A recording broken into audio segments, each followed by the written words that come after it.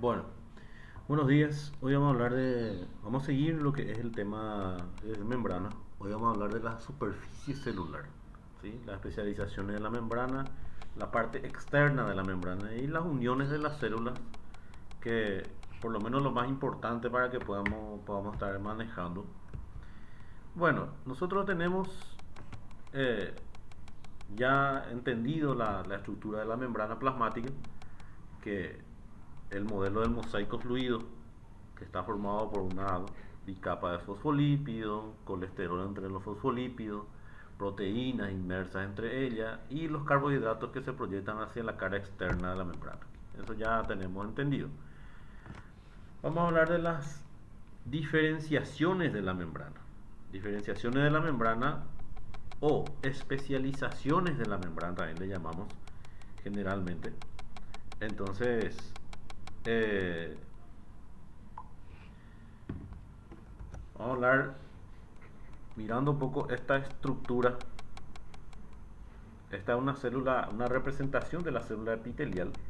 Pueden ver ustedes eh, la membrana basal, y se dan cuenta ustedes que a nivel de la membrana basal hay proteínas de anclaje que sobre la cual descansa la célula. Hay proteínas que hacen que le sostenga a esa célula por esa membrana. Cada célula tiene una membrana que es la parte superior donde recibe estímulo, absorbe la sustancia, emite el estímulo, sustancia y todo eso, que se llama membrana apical, de ápice, la parte superior, ¿verdad? Ahí donde todo cata. En el caso del intestino, por ejemplo, los enterocitos tienen esta forma, donde vieron ustedes acá estas prolongaciones que son las microvellosidades, una prolongación de la membrana.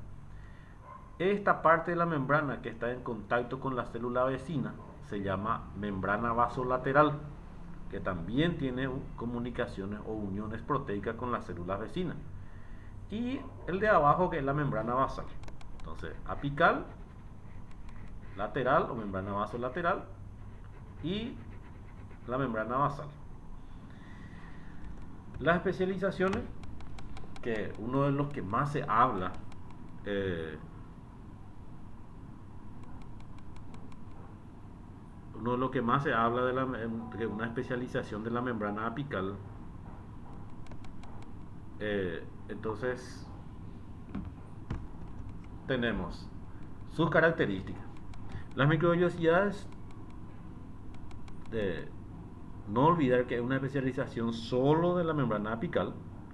La función, una función general en todas las células que la tengan, es aumentar la superficie de absorción, ¿sí?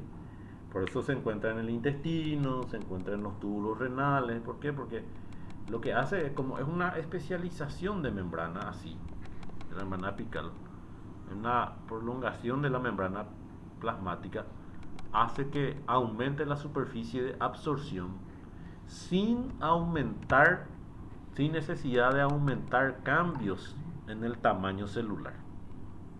No son visibles al microscopio óptico, no se olviden, ¿no? Es que ustedes ven al microscopio ahora en el laboratorio una línea rosadita en la superficie de los enterocitos y ya piensan que es microvellosidad.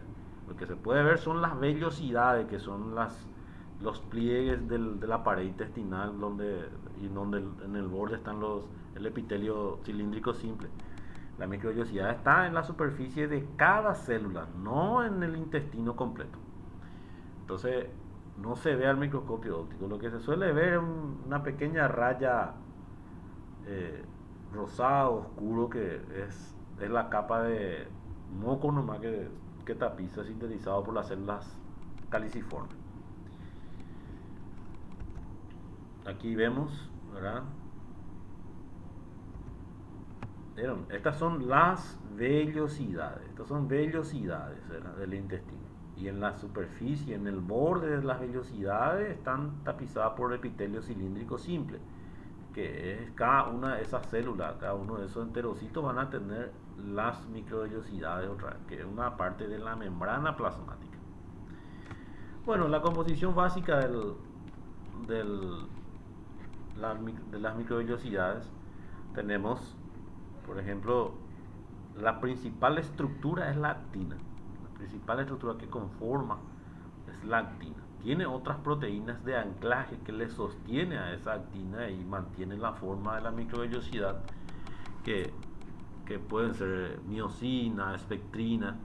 Y acá tenemos una red, ¿verdad? Justamente esta es la red terminal, por lo que por debajo de esta es la membrana plasmática, por debajo de la membrana plasmática se ancla esta red proteica que es la espectrina, que formaba el esqueleto de membrana luego cuando hablamos del eritrocito, por ejemplo.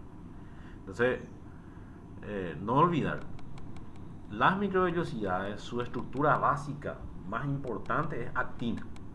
Por eso no se puede confundir con los cilios, por ejemplo. Los cilios están formados por microtúbulos, no está formado por actina. Bueno, en cada parte donde se encuentre estas microvellosidades tienen una denominación, en este caso la chapa estriada, que le llamamos a nivel de los enterocitos.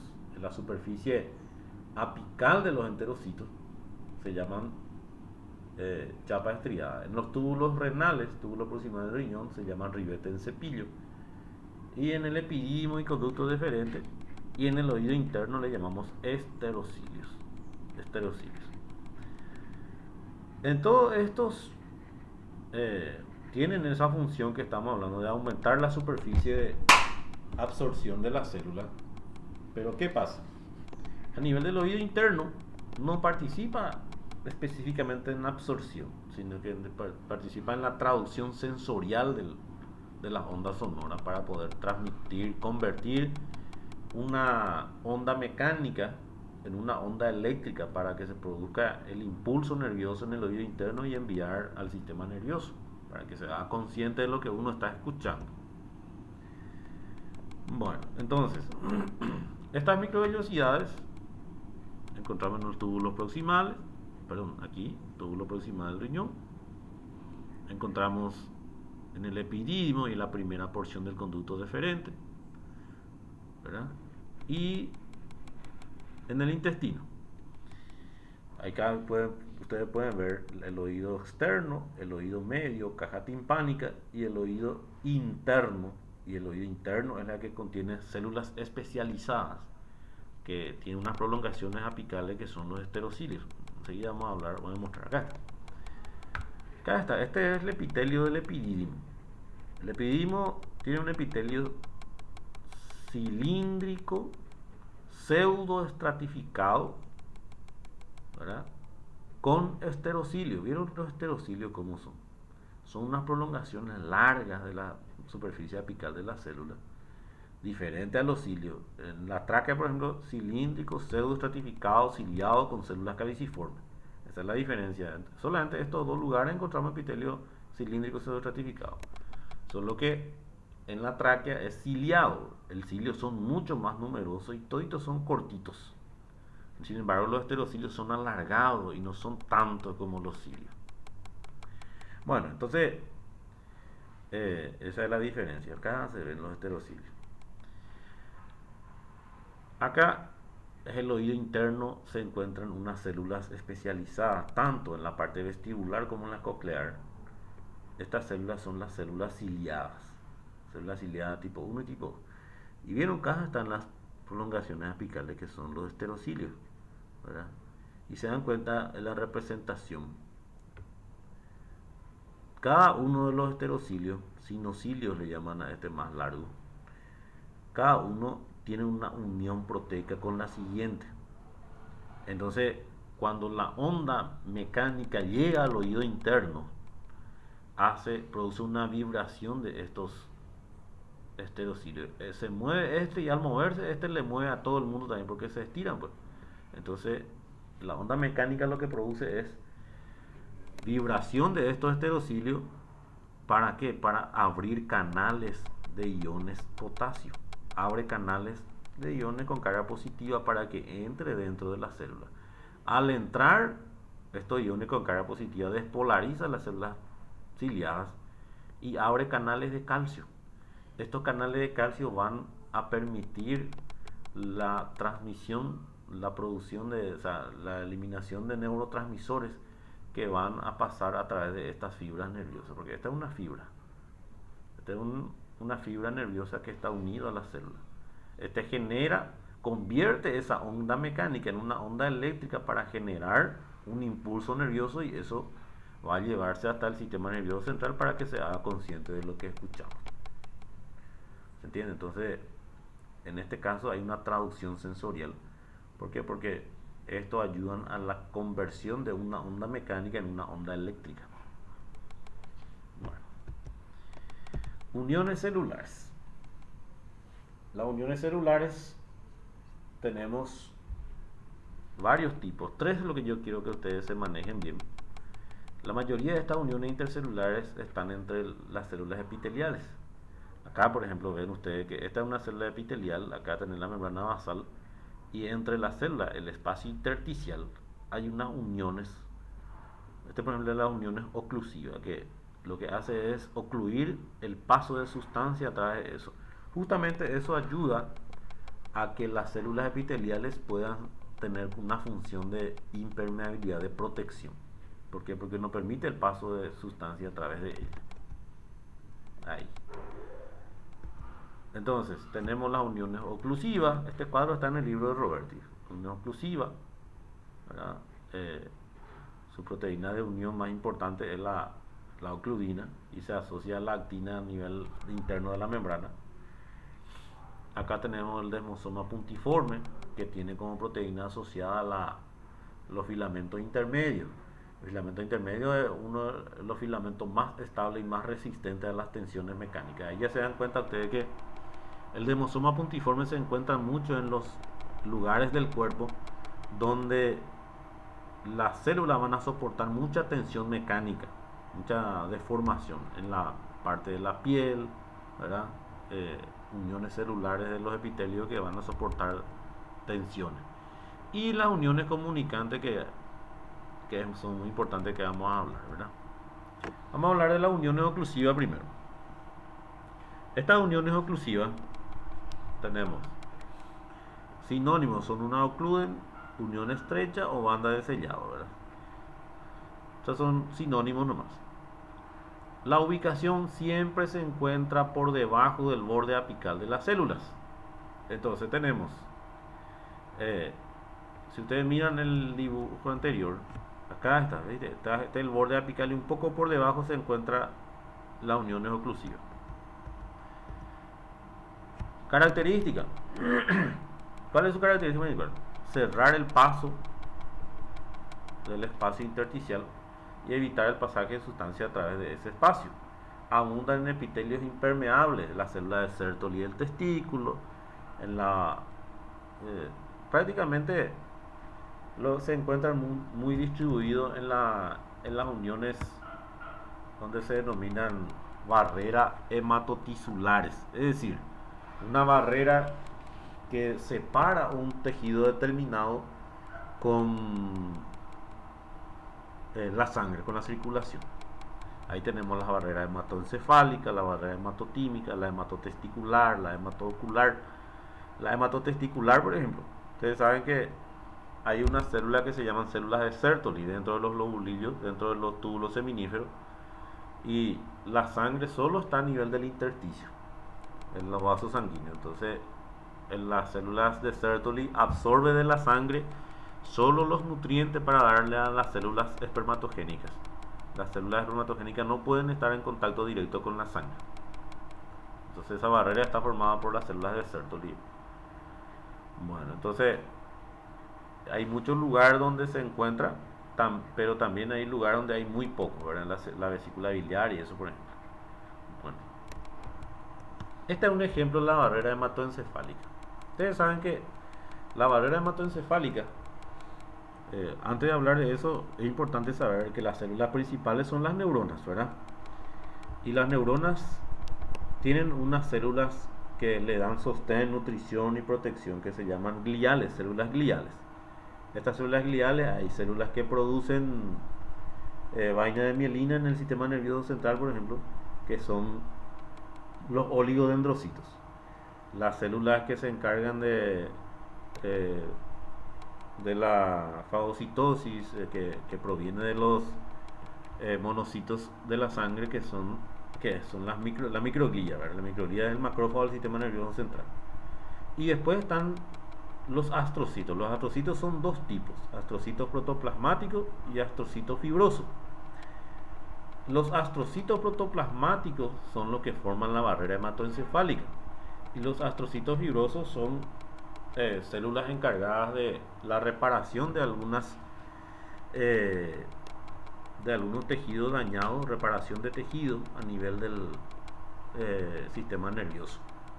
Entonces, ahora específicamente el astrocito protoplasmático. El astrocito protoplasmático tiene dos prolongaciones, o sea, dos proyecciones. Tiene muchas, pero a dos niveles, vamos a decirle. Por un lado, tiene unas prolongaciones que se unen al vaso sanguíneo. Y por otro lado va a tener las prolongaciones que se unen a la neurona. Entonces, como la sangre trae nutrientes, oxígeno y eso para las células, pero las neuronas son muy sensibles, porque recuerden que la sangre también tiene desechos, como los gases, desechos metabólicos y eso, que si está en contacto directo con las neuronas puede dañar las neuronas. Entonces para eso está la barrera hematoencefálica, que va a encargarse solo de absorber los nutrientes de la sangre y va a darle a las neuronas. Acá podemos ver, por ejemplo, un tejido cerebral donde se puede ver los astrocitos que están alrededor de un vaso sanguíneo, y estos son eh, los fibrosos. Los que no están alrededor de los vasos sanguíneos son los fibrosos. Bueno, este es un vaso sanguíneo. Acá vemos el endotelio vascular. Acá se ve un pericito que es considerado una célula madre. Entonces, las uniones oclusivas se encuentran entre las células endoteliales. A este endotelio se encuentra sellado el espacio intersticial. ¿Por qué? Porque así los astrocitos, esta parte de los astrocitos se le llama pies chupadores. Entonces, ¿qué pasa? Hay una difusión a través de ella de la sustancia que solo necesitan las neuronas para pasar acá, ¿verdad? Entonces, acá se encuentran las uniones oclusivas entre las células endoteliales de los vasos a nivel del sistema nervioso. Y esa es la barrera hematoencefálica que va a evitar a pasar muchas cosas. Obviamente, los compuestos muy liposolubles, como la mayoría de las drogas, cocaína, heroína, los fármacos que se utilizan a nivel del sistema nervioso, los sedantes, los tranquilizantes, como las benzodiazepinas y eso, son altamente liposolubles.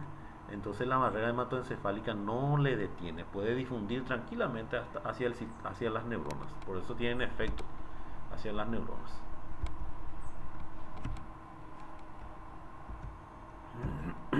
El desmosoma puntiforme, que sus sinónimos son mácula adherens o simplemente desmosoma, que suele haber mucho más de uno entre las células.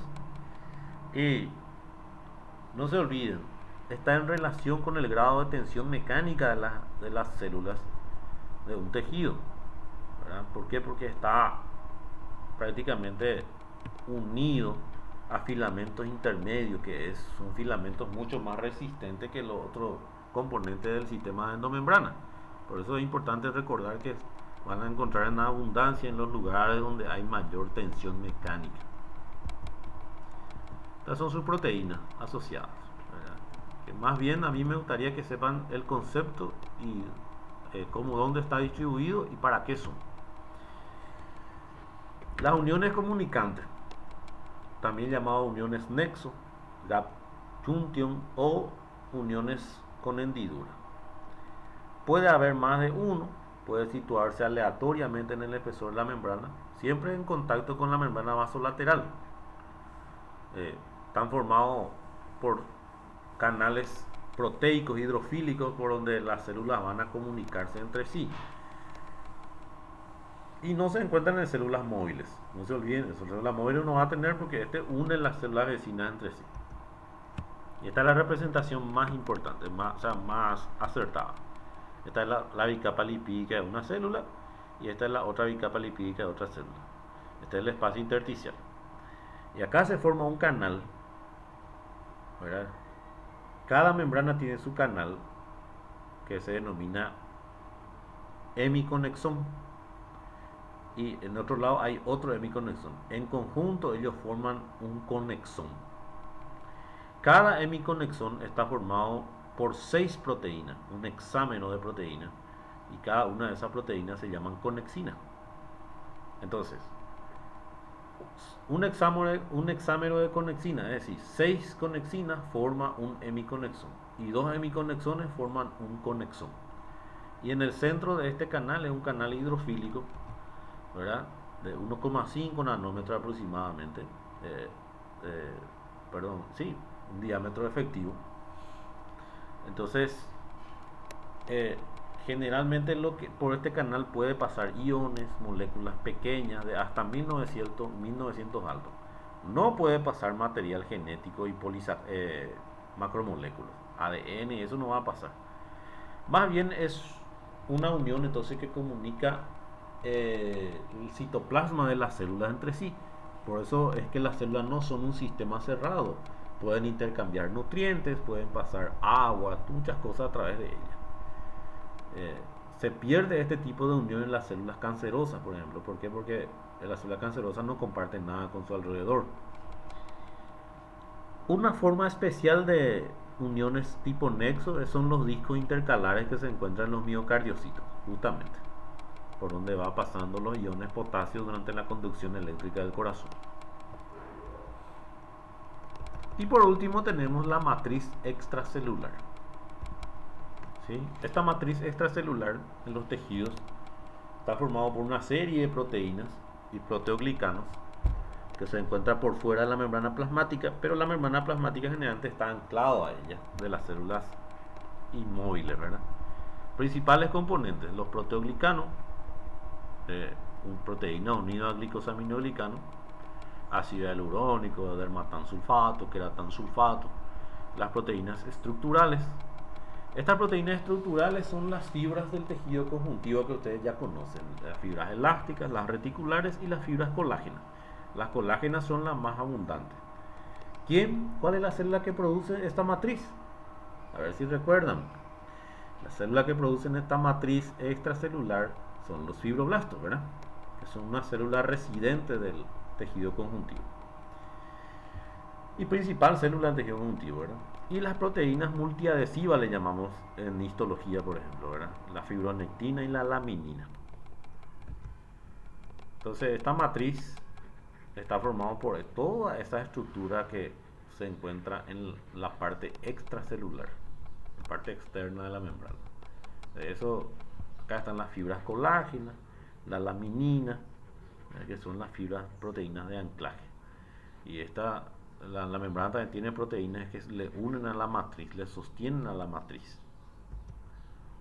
Bueno, ustedes saben que el colágeno, que es la célula más abundante de los vertebrados, ¿verdad? Que su estructura va fibrosa,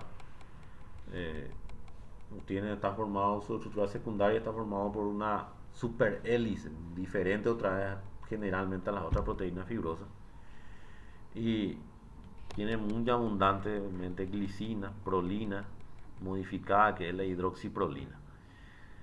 Y esta constitución básica, tenemos acá la cadena de aminoácidos, que es en 3 cadenas, por eso es la superhélice. Y cada 3 cadenas va formando unas unidades de fibras unidas entre sí, que se llama tropocolágeno. El tropocolágeno es considerado la unidad estructural de las fibras colágenas. Y después esos tropocolágenos vuelven a unirse otra vez, muchísimos tropocolágenos entre sí, para formar una fibra colágena. Así sería la cadena polipeptídica, y cada cadena polipeptídica se une otra vez 3 entre sí para formar un tropocolágeno. Miren, así está. Y estas unidades tropocolágenas van a constituir la fibra colágena. Por eso es tan resistente. Cada fibra colágena dice que 10 milímetros de diámetro, o sea, 1 milímetro de diámetro de colágeno puede soportar 10 kilogramos de peso. Existen más de 14 tipos de colágeno en los libros más antiguos y hoy día dice que ya hay más de 30 que se descubrieron.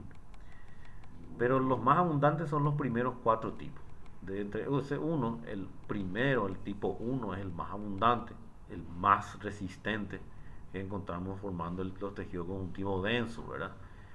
Los tendones, ¿verdad? La dermis reticular, el hueso, la córnea, la dentina. El colágeno tipo 2 que ya encontramos en el cartílago hialino, por ejemplo. El tipo 3 ya que va formando los tejidos laxos, ¿verdad? Dermis papilar, sistema cardiovascular, la pared de los vasos, las arterias y las venas, el útero, eh, generan la lámina propia del tubo digestivo. Y el colágeno tipo 4 que ya forma parte de la lámina basal, como unas fibras más flojas, ¿verdad? Y el tipo 7 que ya son solamente fibras de anclaje, ¿verdad? En la lámina basal ya no son resistentes como el primero y el segundo. Son ejemplos nada más eso de donde podemos encontrar, ¿verdad? Obviamente no le voy a pedir que se memoricen todo eso. Es más bien importante la composición básica de la matriz extracelular. Aparte de eso, hablamos acá de la lámina basal, que forma parte de la matriz extracelular. Y acá está, examen final de histología, hay que saber esto. Funciones de la lámina basal, sostén, adhesión, filtro, regulación del crecimiento de las células epiteliales, diferenciación celular. Son paz positiva. ¿Qué era paz? Ácido periódico de Schiff, era un colorante que tiñe carbohidratos. Como tiene gran cantidad de glucoproteína, entonces son paz positivos. Componentes de la lámina basal: colágeno tipo 4, laminina, glucoproteínas y proteínas proteoglucanos. Esos son los componentes de la lámina basal. Bueno, no olvidarse que la laminina